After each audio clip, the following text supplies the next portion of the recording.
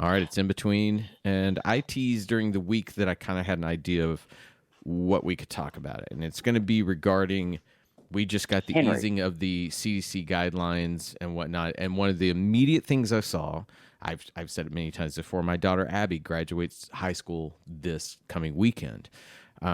We had the first graduation party last night, and it was with people that I might have seen them on a Zoom call because we did a little bit of happy hour with a couple of friends here and there, and we get drunk on Zoom and talk to each other. But I have not seen them in a year, and now these people are vaccinated. We all got together, and it was for us. Shelly was almost emotional last night when it was over. She's like, it's just it hit the finality of, wow, for a year I've not seen these people that are our friends. So here we are at the opening of things. I know you guys went out last night. Tell people what you guys did.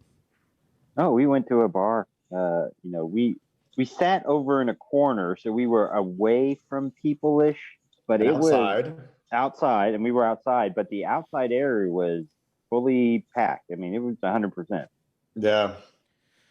Yeah, It was, I when I walked in, JJ and I both had our masks on until we got to our seat, just to be safe.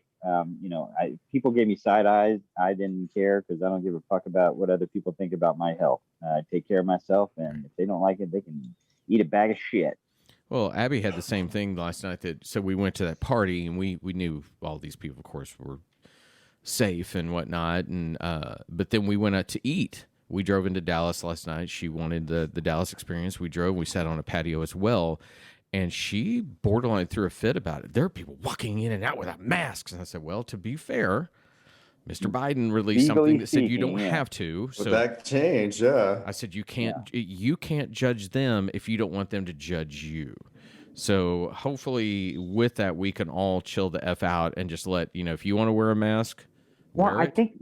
I think what the real issue is, it's supposed to be, CDC guidelines say if you're fully vaccinated, you don't need to wear a mask in public. And the government is saying, hey, you don't need to wear a mask at all. I'm talking about the Texas government. Yeah. They're saying, hey, you don't have to wear a mask at all. And the problem being, I don't know if that other person not wearing a mask is fully vaccinated or not.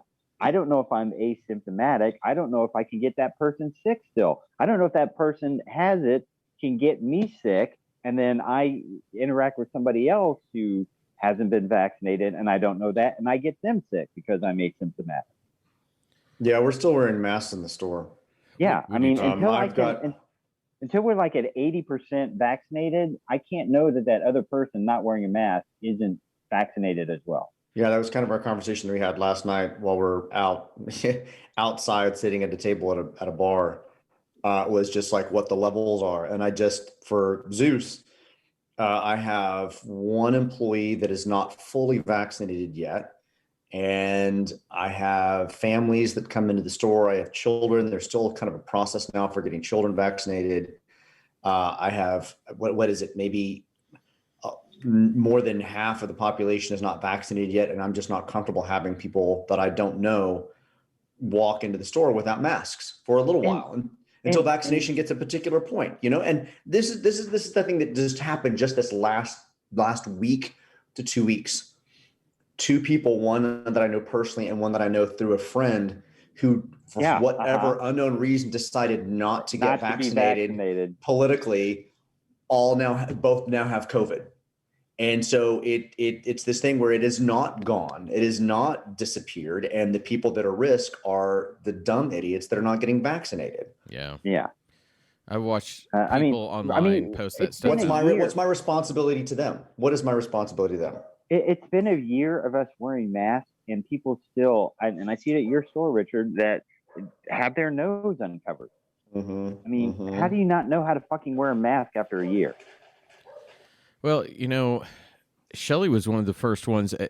I didn't realize she was so sick of the mask, but she's like, I really do welcome not having to wear it.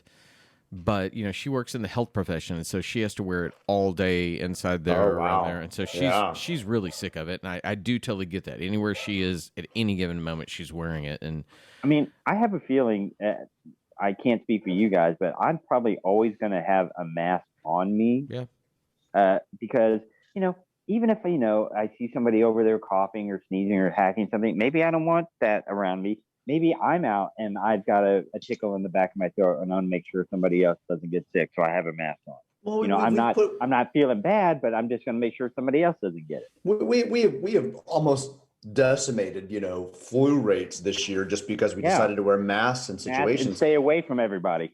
And maybe that should be something we consider. Maybe, we should wear masks when we go in and out of spaces until we're somewhere where we're comfortable, either with people we normally mask without, or like in the store, like right now. Yeah, sure.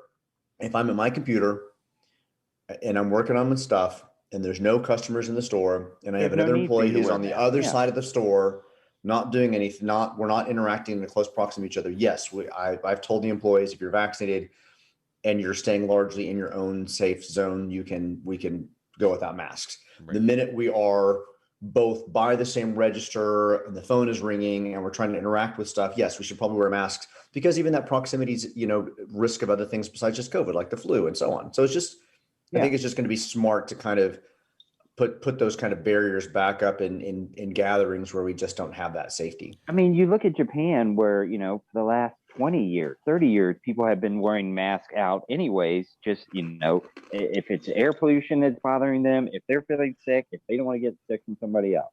I mean, but when we were out at the bar, JJ used to smoke, and she doesn't smoke anymore. Like, she stopped in the last year and a half. And so when she was sitting there, somebody next to us was smoking. So she just put on the mask so she would smell less of the smoke.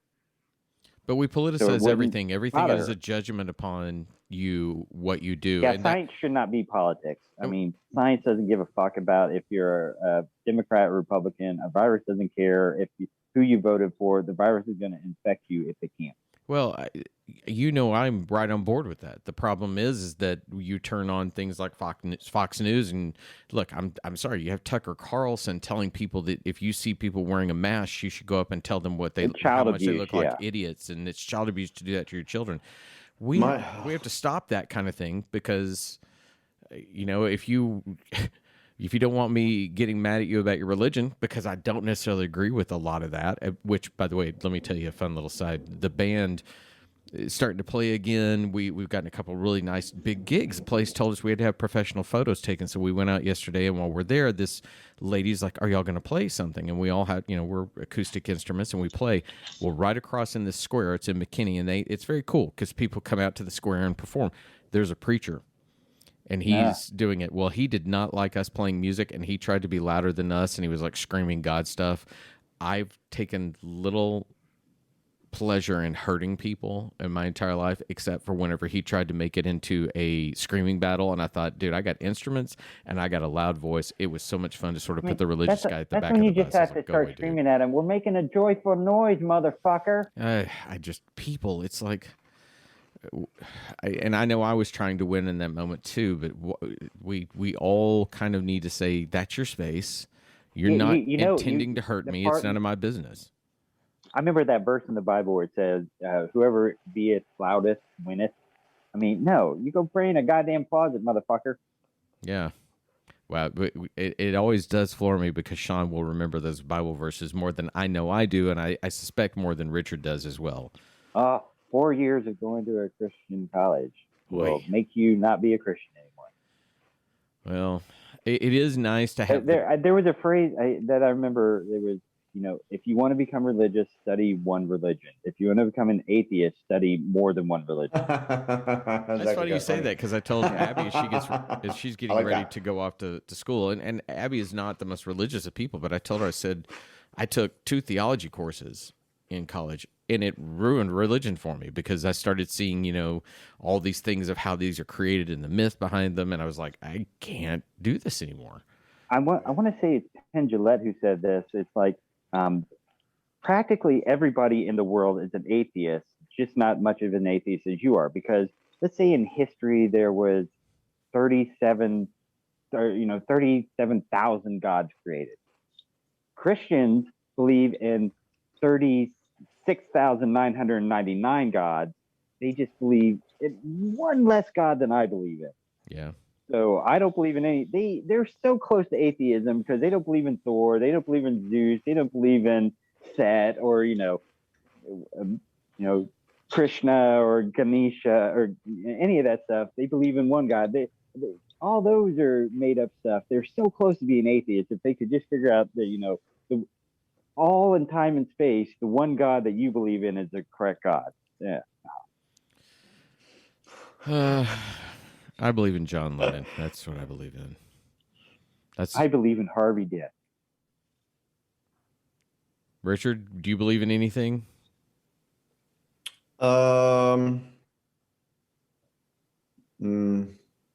You believe comics are coming out on Wednesday and Tuesday? I wasn't really raised around church.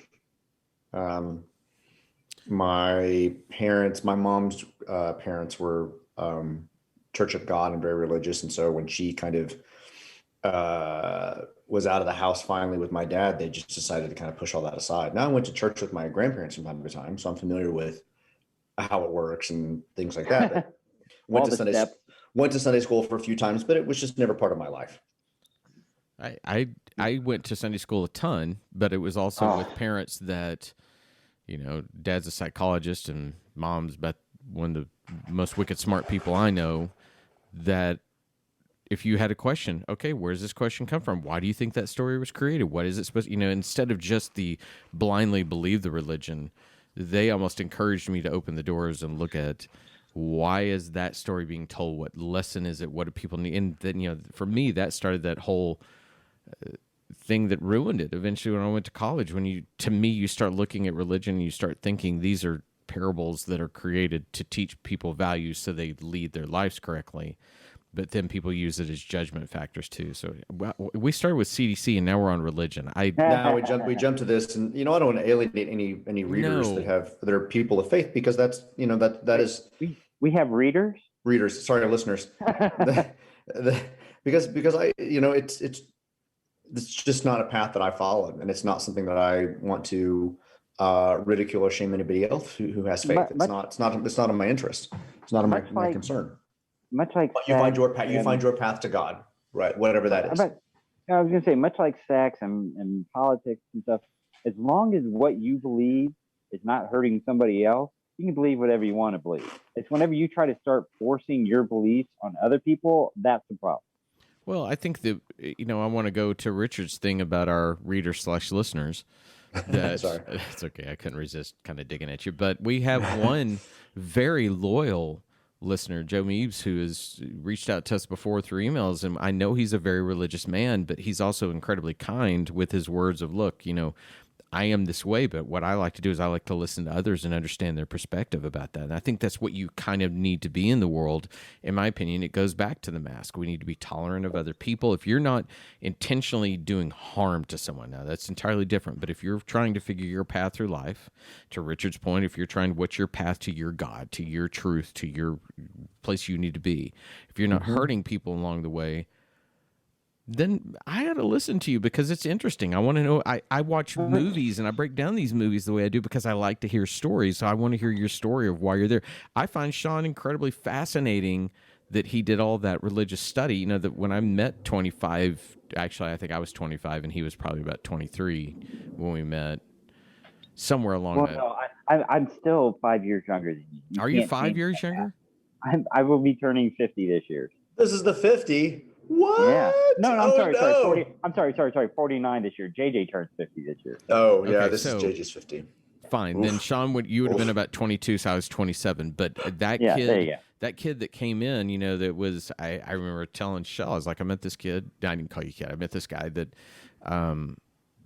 man, I don't know if I've ever met a more nerdish comic book dude, but I said he's kind of funny and I like him. But the weird thing is, honey, he is super religious. And she went, oh no, does he know who you are? And I was like, he'll figure it out eventually. And but those stories, and I remember to watch that evolution of you as, you went on your quest of, this is where I started with these kind of things and you needed them. I find that fascinating, how and why we hold on to the things we need to make sense of this weird world. Well, I mean, for me, it's just like you feel like you grow up. At some point, you stop believing in Santa Claus because it's not that Santa doesn't exist. You become Santa Claus and you help somebody, you make a child's life better. And when they grow up and they find that there's not Santa Claus, no, they become Santa Claus. What do you call Not a Santa somebody Claus? who grows up and doesn't believe in Santa Claus because they're not real? You call them an adult. What do you call somebody that grows up and doesn't